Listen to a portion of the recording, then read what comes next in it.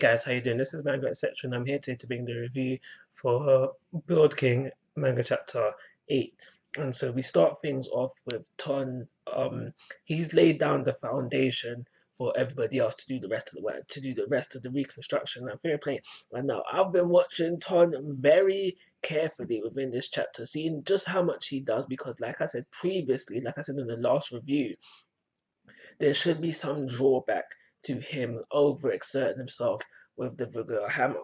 So I was watching him very carefully, see how much he's done. I thought he was going to actually contribute to the rest of the reconstruction, but it doesn't seem like that was so. But like I said previously, there should be some drawback. So I'm watching him very carefully, just seeing how active he is, and so far, he hasn't done anything to oh my gosh to the point where I'm thinking, yeah, see, like this is just gonna be BS where he can just spam the vigor hammer wherever he wants. Speaking of vigor weapons, we do see today used by Rengar the vigor sword. I think it was a sword. Anyway, it was another vigor weapon, and it just made me start to believe, not believe, sorry, just think about: is there a vigor set? Is there a vigor set? And I'm on the lines of thinking, yes, there is a vigor set. And I do believe that all these vigor weapons are in the hands of the master carpenters. And I'm right now I'm thinking that the vigor hammer and sword was in the hands of Shovel, and he gave them up to Rengar and Ton, kind of symbolizing like the hope and faith he has within them, and that kind of leads to like one day, these two together will surpass Shovel, so they'll be the next generation Shovel, quote unquote, so to say.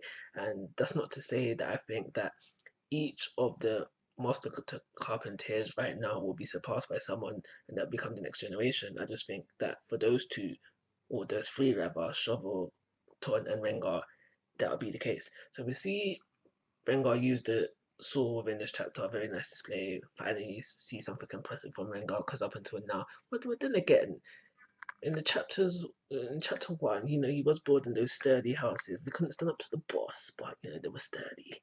So I can give him that. But we see something impressive from him within this chapter.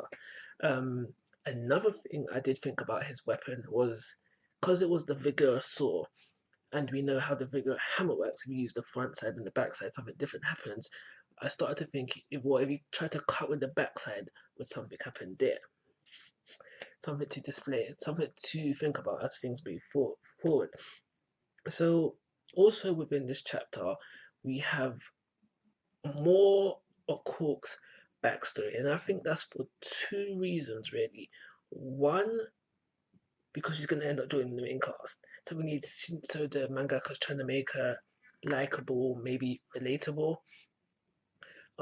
So for when she does join, we accept her. She comes along on this journey. Uh, Not really something that needs to be done because she could be unliked or just not having people that have an opinion based on her when she joins, and that's developed as she goes along. But I guess it's better to do it this way, so you like her going forward, kind of vibe. And the other reason why I think we get the um the flashback stuff within this chapter, the secondary reason, one reason is for us basically so we can like her, but the second reason is so we can just see the relationship she has with her adopted dad, and just for us to find out that she's lonely. And again, I feel like that's giving context to us for when she joins, because the way I see it is that up until now, because she grew up with the village, because I was thinking about this for a while, because she grew up with the villagers, so she's not lonely in a sense, but I guess she's lonely in a sense where she's grown up in the village.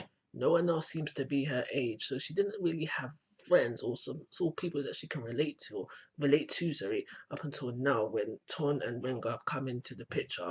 They are roughly, I'm guessing, the same age, and now she's starting to develop a friendship for the first time. This is what I'm thinking. And this also goes to I also started to feel this as well, is when firstly, because I just thought of it now. Firstly, when Ton and her were talking, and she's basically like to Ton, why did you do this for me? And that goes into something about Ton I'm going to talk about later. And then Also, maybe when she called Rengar a prodigy. So, moving on to that Ton thing, there's a scene with Ton and Cork where Ton, well, Cork asks Ton, why did you go to such lengths? I think she was kind of thinking like, did you do it for me? Kind of thing. Was she, I thought she might have been asking that. But then we get this speech from Ton, which I kind of liked because you get to see just how far he would go for his dream. And that's the basic shonen thing, you know, when someone has a dream within a shonen, they're usually willing to die for their dream. And we see, or we start to see, just the lengths that Ton will go for his dream. And I like the fact that he realized that he sucks. I like the fact that he realized that he sucks at building, and when it came to doing what he's supposed to be able to do, the construction, the deconstruction bit rather, he was agitated, he was frustrated that he couldn't do it. So I like that he realized that he sucks, but he needs to. I feel like anyway that he needs to come to a realization where he can't die to just fulfill that part of his dream, because at the end of the day, I reckon it's going to be Ton and Rengar together combined. They will be the one, so to say. So he needs to realize that he needs to stay alive for Rengar's sake and vice versa. I'm not saying that Rengar's on a death trip right now. I'm not saying Ton's on one either, but it works both ways. So after that, they rebuilt the castle. It's good. It's up. It's new. They party. They celebrate about that, and they are about to head off on their next journey, where we have this moment where the guy, the bad daddy, he's like, "Thank you for your work. I owe you one, name a price." Ton, no, I think it was Ton. Yeah, I think it was Ton. He's like, "I don't really want anything. Um, fine. We'll take that shovel that doesn't have a handle." And now it's brought up twice, I think, within this chapter, and I think it's brought up previously as well. So I think that at some point we are going to get a handle for this shovel, and that this handle is going to have some special properties of its own. But only time will tell for that one. But as they are about to leave, we have Ton. He shows Baghdadi shows Baghdadi the picture of the house beast that they're trying to help out. 2x4, that's his name. We find out at the end of the chapter, and I found it quite surprising that Baghdadi was so shocked at realizing, like, they know this house beast, that he flipped right side up to look at the picture. And now, obviously, I don't know how or why they know each other, but I found it interesting that he had to flip right side up. So something big could possibly be coming for that. I'm gonna end off on this note. I noticed that a certain character has been missing for a while. Literally, I totally forgot about this character. Nana. I thought he would have made it to the scene for everything was said and done, but everything is said and done. Is Nana still around? No, Nana, you good? You good, Nana? Where you at? Where you been, bro?